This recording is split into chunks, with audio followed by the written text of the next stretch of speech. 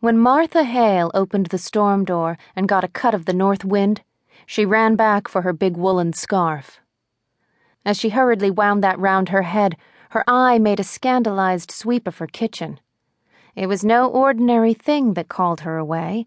It was probably further from ordinary than anything that had ever happened in Dickson County. But what her eye took in was that her kitchen was in no shape for leaving, her bread all ready for mixing, half the flour sifted and half unsifted.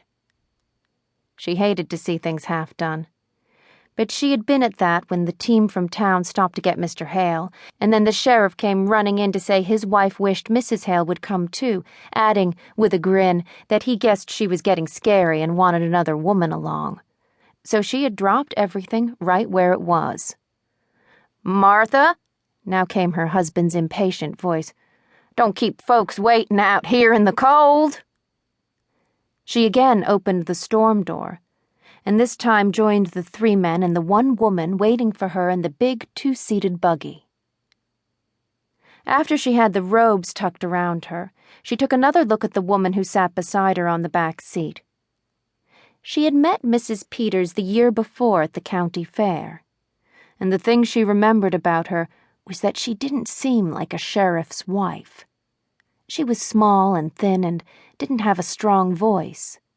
Mrs. Gorman, sheriff's wife before Gorman went out and Peters came in, had a voice that somehow seemed to be backing up the law with every word.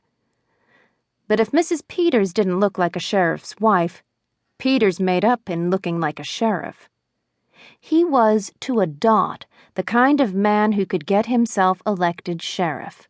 A heavy man with a big voice, who was particularly genial with the law-abiding, as if to make it plain that he knew the difference between criminals and non-criminals. And right there it came into Mrs. Hale's mind with a stab that this man who was so pleasant and lively with all of them was going to the rights now as a sheriff.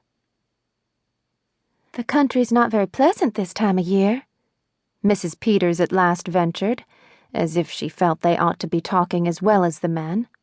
Mrs. Hale scarcely finished her reply, for they had gone up a little hill and could see the Wrights' place now, and seeing it did not make her feel like talking.